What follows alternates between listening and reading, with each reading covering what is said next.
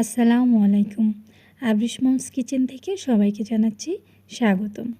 আজকে আপনাদের তৈরি করে দেখাবো গুঁড়া দুধ দিয়ে রসমালাই, তাও আবার মাত্র 10 টাকার 2 প্যাকেট গুঁড়া দুধ দিয়ে মোটামুটি 1 কেজি মতো রসমালাই বানানো যাবে। যারা রসমালাই বানানোর জন্য ভাবছেন কিন্তু ঝামেলার জন্য সাহস পাচ্ছেন না, তাদের জন্য আজকের এই রেসিপি।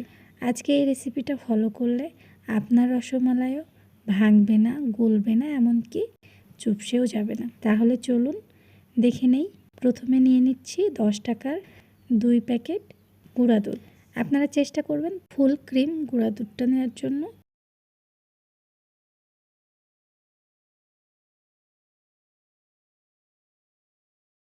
দিয়ে দিচ্ছি আধা চা চামচ বেকিং পাউডার। এরপর ভালো করে মিশিয়ে নেব। এরপর দিয়ে দিচ্ছি 1.5 চা চামচ সয়াবিন তেল। আপনারা চাইলে ঘি ব্যবহার করতে পারেন, আবার তেলটাও ব্যবহার করতে পারেন। আর লাগবে রুম টেম্পারেচারে রাখা ডিম একটি। ডিম যদি ফ্রিজে থাকে তাহলে 30 মিনিট আগে ফ্রিজ থেকে বের করে নর্মাল করবেন, দেন ব্যবহার করবেন। এখন ডিমটা ভালোভাবে ফেটিয়ে নিচ্ছি। কিছুটা সময় নিয়ে ফেটিয়ে নিতে হবে যাতে করে গুঁড়া দুধের সাথে খুব ভালোভাবে মিশে যায়। আমার ফেটানো শেষ, এখন সাইডে রেখে দিচ্ছি। এবার গুঁড়া দুধ আর তেল ভালোভাবে নেড়ে মিশিয়ে নেব। যত ভালোভাবে মেশানো যাবে রসমালাইয়ের ডোটা তত মসৃণ হবে। মেশানো শেষ হয়ে গেলে এতে যোগ করছি ফ্যাটানো ডিম। একবারে সবটুকু ডিম দেওয়া যাবে না, প্রথমে কিছুটা দিয়ে মিশিয়ে নিচ্ছি, তারপর প্রয়োজন অনুযায়ী আস্তে আস্তে মেশাবো। আর যদি একবারে সবটুকু ডিম দিয়ে দেই তাহলে ডোটা একদমই নরম হয়ে যাবে, মিষ্টি বানানো সম্ভব হবে না। আমি আরও কিছুটা ডিম অ্যাড করছি, আমার এতেই হয়ে যাবে, আর বাকি ডিমের প্রয়োজন নেই, বাকিটা অন্য কাজে লাগাবো। ডো মিশানোর এক পর্যায়ে দেখবেন খুবই আঠালো এবং চ্যাটচেটে হয়ে হাতে লেগে যাবে। ঘাবড়ানোর কোনো কিছু নেই, কিছু সময় রেখে দিলেই শক্ত হয়ে যাবে। আবার আমি চামচ দিয়ে হাতে এবং প্লেটে লেগে থাকা ডোগুলো চেষে মুছে এক জায়গায় করে রেখে দিচ্ছি 15 মিনিটের জন্য। 15 মিনিট পরে ফিরে আসছি, দেখুন কতটা শক্ত হয়ে গেছে। এখন এই ডো থেকে খুবই অল্প অল্প ডো নিয়ে রসমালাইয়ের জন্য গোল গোল শেপ দিয়ে গোল্লা বানিয়ে নিচ্ছি। আপনারা চাইলে আপনাদের পছন্দ মতো শেপ দিয়ে নেবেন।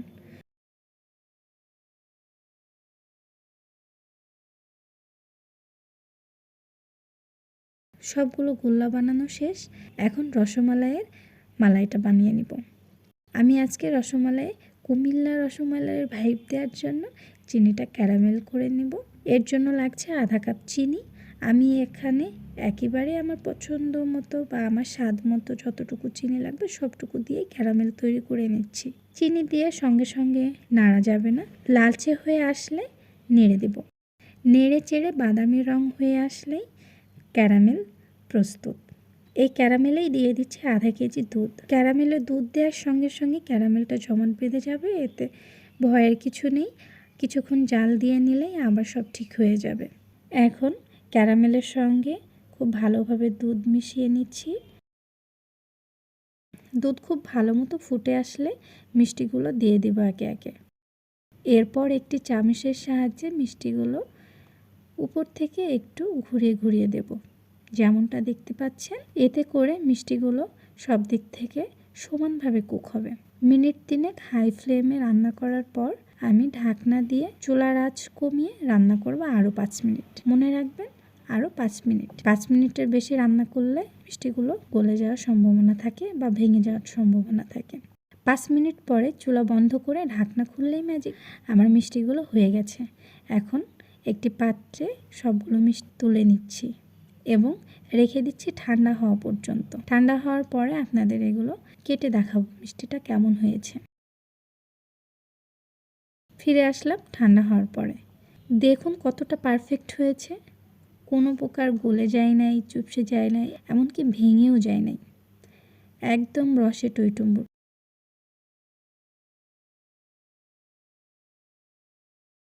মিষ্টিগুলো কতটা রস নিয়েছে তা একটু চাপ দিয়ে দেখিয়ে দিচ্ছি। দেখুন রসে পরিপূর্ণ হয়ে গেছে। চাপ দিলেই কেমন রস বের হচ্ছে ভিতর দিয়ে।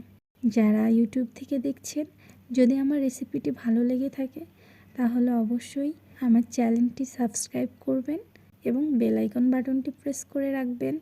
এখন একটি মিষ্টি কেটে দেখাচ্ছি। বলার অপেক্ষা রাখে না, ভেতরটাও রসে পরিপূর্ণ। যারা ফেসবুক থেকে দেখছে তারা অবশ্যই আমার পেজটা ফলো করে রাখবেন, লাইক করবেন, শেয়ার করবেন। এতক্ষণ ধরে আপনারা যারা আমার ভিডিওটা দেখলেন তাদেরকে অসংখ্য ধন্যবাদ। খোদা হাফেজ।